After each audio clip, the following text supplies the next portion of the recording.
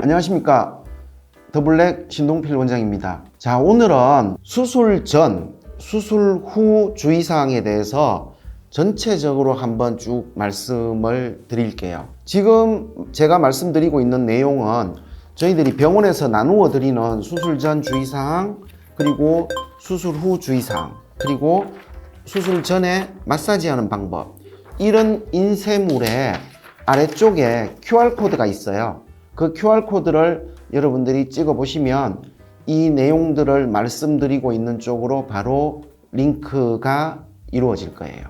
그래서 정확하게 수술 전, 수술 후 주의사항에 대해서 인지를 하시고 대비를 하시는 게 좋을 것 같다. 그래서 저희들이 이제 이런 영상을 만들게 되었어요. 자, 그러면 먼저 수술 전 주의사항에 대해서 말씀드리고, 그 다음에 수술 전 두피 마사지 하는 방법 말씀드리고, 그리고 수술 후 어떻게 진행이 되고 있는지, 그런 데 대해서 하나씩 차곡차곡 영상으로 말씀드릴게요. 제대로 보시고 그 다음에 거기에 맞추어서 처치를 하시면 되겠습니다.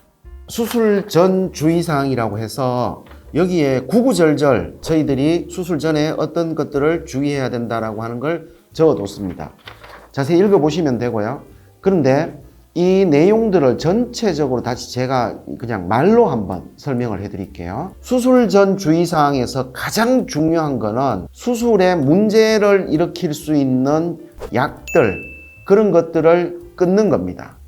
특히 절개든 비절개든 수술하게 되면 출혈이 없을 수가 없죠. 피가 납니다. 피가 나는데 그 피가 나는 거를 더 심하게 만드는 약들은 중단을 하셔야 돼요. 특히 아스피린이나 혈액 응고를 방해하는 그 약들, 이런 약들을 반드시 끊어 주셔야 되는데, 우리 보통 아스피린을 왜 먹죠? 이렇게 머리 쪽에 어떤 이 뇌혈관 질환의 위험성이 있는 분들이라든가, 아니면은 심장 쪽에 심장의 관상동맥이라고 있잖아요. 심장을 싸고 있는 요렇게 이제 왕관 모양으로 생긴 그런 혈관들, 그런 혈관들의 어떤 협착이나 이런 것들이 있어서 그런 것들을 방지하기 위해서 약을 드시는 분들이 제법 많이 계시거든요. 특히 심장질환이나 이런 데 스텐트를 하신 분들은 혈액이 응고되면 안 되니까요. 그러면 또 거기에 혈관이 막히고 심장에 무리가 오기 때문에 그런 아스피린 같은 걸 계속 드시는 분들이 계시거든요. 아스피린을 반드시 일주일 전에 끊어 주셔야 됩니다. 아스피린은 혈액 응고를 방해하는 그런 성분이니까요. 그래서 아스피린 끊어 주시고, 또 이런 심장에 스텐트 시술을 했거나 머리에 이런 동맥류 같은 게 있어 가지고 어떤 다른 시술을 한 분들은 이걸 혈액 응고를 방해해 주는 물질들을 입으로 먹는 경우가 대부분이거든요. 그런 분들은 끊어 주셔야 되는데, 자, 이게 덜컥 끊었다가 다른 쪽에 문제가 있으면 안 되잖아요. 안 되니까 미리 그 다니고 계신 병원에 문의를 하라고 저희들이 말씀을 드립니다.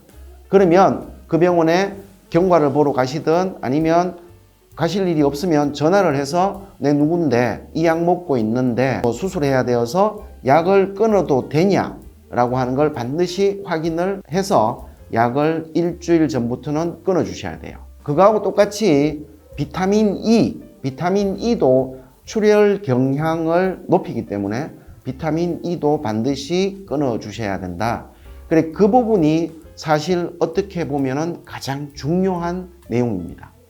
그리고 수술 전 상담을 할 때 반드시 본인에게 있는 어떤 알러지 같은 게 있으면 말씀을 해 주셔야 돼요. 항생제에도 알러지가 있을 수 있고 진통제에도 알러지가 있을 수 있어요. 이게 굉장히 다양하게 나타나기 때문에 병원에서 이 사람 얼굴을 보고 몰라요. 이걸 알 수가 없어요. 그런데 알러지가 있는 분들은 대체로 자기가 어떤 약물에 어떤 성분에 알러지가 있다라고 하는 것을 알고 계시거든요. 그러면 그 내용을 반드시 의사들에게 이야기를 해 주셔야 됩니다. 주셔야지 저희들이 그런 위험성을 피해갈 수가 있는 거죠. 그래서 방금 말씀드린 출혈성 경향을 일으킬 수 있는 약을 끊고, 그리고 어떤 알러지에 대해서 정확하게 말씀을 해 주시는 게 굉장히 중요합니다. 반드시 기억하시고요. 그 다음 다른 먹는 약은, 예를 들면 혈압 때문에 혈압약을 먹는다든가, 당뇨나 이런 문제 때문에 당뇨약을 먹는다든가, 이런 것들은 그대로 진행을 해 주셔야 돼요. 그래야지 혈압이 급격하게 올라가거나 혈당이 급격하게 움직이는 일들이 없죠. 그래서 끊어야 될 약은 정확하게 끊고요. 그렇지 않아야 될 것들은 계속 꾸준히 드시는 게 굉장히 중요합니다. 이 부분 반드시 기억하시고요. 자, 그 다음 수술하기 전에 저희들이 병원에서 염색을 하지 마세요. 그리고 펌을 하지 마세요. 그리고 커트를 하지 마세요 라고 몇 가지 말씀드리는 게 있습니다. 자, 이 내용은요, 수술할 때 어떤 문제를 일으킨다든가 그래서 하지 말라고 하는 게 아니고요. 수술을 하고 나면 뒷머리 절개를 할 경우에는 뒷머리에 상처가 생겨 있죠. 그럼 그 상처를 저희들이 꿰매잖아요. 꿰매놓으면 꿰매놓은 선이 예쁠 리가 없잖아요. 그러면 머리카락이 너무 짧아버리면 얘가 덮이지를 않잖아요. 그러면 그게 바로 노출된 채로 다녀야 되니까 수술 후에 가릴 목적으로 머리를 너무 짧게 하지 마라 라고 말씀드리고요. 특히 앞머리도 그래요. 앞머리 여기에 막 이제 헤어라인 쪽에 심어 놓으면은 콕콕콕 바늘로 찔러서 심으니까 이게 여기에 그게 생기잖아요. 상처가.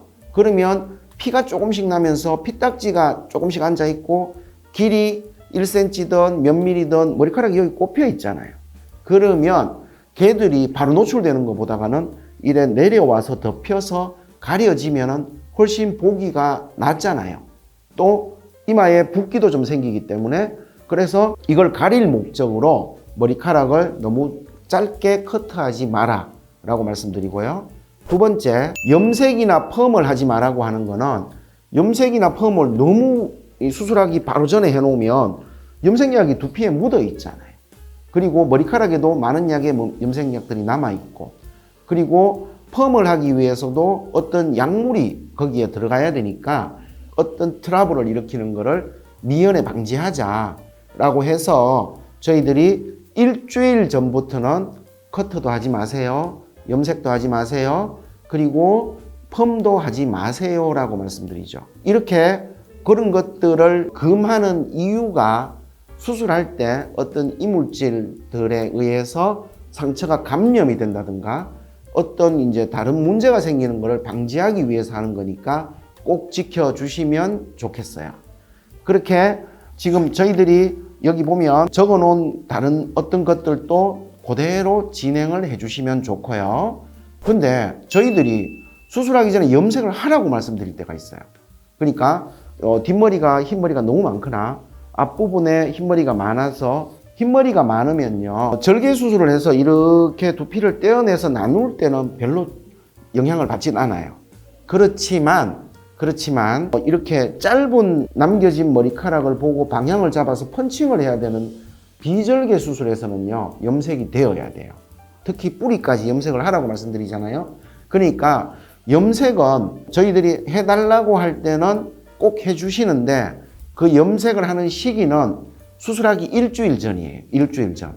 그러니까 스케줄을 잡고 그거보다 딱 일주일 전에 해달라고 말씀드려요. 그 전에 해놓으면 또 흰머리 자라 올라올 거니까 소용이 없을 거고요. 그리고 너무 바로 그 전날이나 전전날 하면은 두피에 염색약이 남아 있으니까 또 문제가 되거든요. 그러니까 저희들이 염색을 해 주라라고 말씀을 드렸을 때는 수술하기 일주일 전에 염색을 해 주시면 훨씬 더 정확하게 할 수가 있어요. 그리고 같은 이유로 미녹시딜을 뿌리는 분들도 일주일 전부터는 가급적이면 뿌리지 마라 라고 말씀드리고 수술 후에 저희들이 두피 관리를 하면서 두피 상황을 보면서 다시 지금부터는 하셔도 돼요 라고 말씀드리면 그때 하라 라고 말씀드려요. 그 다음에 음주하고 흡연인데요. 자, 음주 흡연에 대해서 묻는 분들이 굉장히 많습니다. 흡연 안 하시면 제일 좋잖아요. 그런데 막상 또 그렇게 하기가 굉장히 어렵죠. 그러면 수술하기 전부터 하루나 이틀 전부터는 하지 말라고 말씀드려요. 그러니까 흡연이라고 하는 거는 두피로 가는 혈액순환을 떨어뜨리기 때문에 두피로 가는 혈액순환이 떨어져서 좋을 게 없잖아요. 그러니까 음주, 흡연 이런 것들은 수술하기 하루 이틀 전에는 가급적 하지 마시라 그렇게 말씀을 드리죠. 그리고 또 마지막 한 가지, 여성분들은요 임신 여부를 체크를 해야 돼요. 이게 임신 초기엔 잘 모르잖아요, 누구나. 그렇지만 임신을 원래 준비하고 계셨던 분이라든가 그런 분들 같은 경우에는 임신이 되어 있는지 아닌지 이런 것들을 체크하는 게 좋아요. 물론 안 하고 했다가 그 다음에 어떻게든 해결을 하면 되지만 그래도 그렇게 하는 것보다는 미리 한번 체크를 하고 그 다음에 이런 스케줄을 잡고 하는 게 훨씬 더 안전하죠. 그러니까 수술하기 전에는 방금 말씀드린 여러 가지 부분들을 반드시 꼭 체크를 하시고 그 부분들에 대해서 대비를 하시는 게 좋을 수가 있어요. 그래서 이런 것들이 수술하기 전에 체크해야 될, 일주일 전부터 시작해서 수술하기 전날까지 체크해야 될 거고요.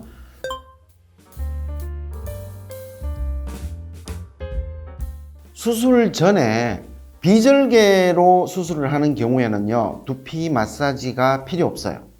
왜냐하면 비절개는 머리카락을 깎은 다음에 그냥 그 자리에서 하나씩 솎아내어서 펀칭을 하는 거라서 이게 두피가 탄력이 더 좋아야지 더 좋다? 이런 건 없잖아요. 그러니까 비절개 수술을 하시는 분들은 두피 마사지가 의미가 없어요. 자, 그러면 절개 수술을 하는 분들은요, 두피 마사지를 저희들이 요런 이제 이 인쇄물을 내어 드리는데 그 인쇄물에 나온 대로 두피를 이렇게 좌우로 아래 위로 이렇게 이제 마사지를 해주면요, 아무래도 두피가 조금 더 보들보들하면 뗄 때 더 많은 폭을 뗄 수도 있을 거고요. 같은 폭을 뗀다면 당기는 현상이 조금 줄어들겠죠. 그래서 누구는 이제 그렇게 이야기를 하더라고요. 이게 며칠 두피 마사지 하는 게 뭐 의미가 있겠냐. 사실 의미가 없을지도 몰라요. 없을지도 모르는데 그래도 혹시라도 도움이 될 수도 있잖아요. 그러니까 저희들은 가급적 두피 마사지를 하라고 말씀을 드립니다. 그래서 어떻게든 아래 위에 움직이는 폭이 커야지 두피를 더 많이 또 원활하게 뗄 수가 있기 때문에 이 두피 마사지를 이렇게 아래 위로 이렇게 움직여주는 그런 것들을 많이 하시면 조금이라도 어떤 부분이라도 도움이 될 거다라고 생각을 하거든요. 그러니까 두피 마사지를 해주세요.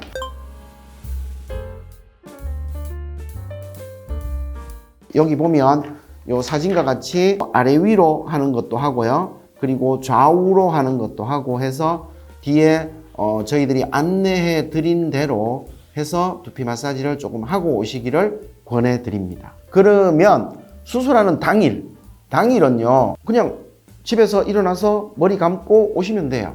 근데 머리카락에 그때는 다른 제품이나 이런 것들은 사용하지 마시고 바로 나오시면 되고, 그리고 좀 이렇게 넉넉한 옷 챙겨 입으시고, 그리고 수술 후에 쓰고 갈 모자 같은 거 챙겨서 오시면 될 것 같습니다. 그러면 나머지는 병원에서 다 준비해서 병원에서 쭉 진행을 할 거니까 조금 더 덜 긴장된 마음으로 오세요.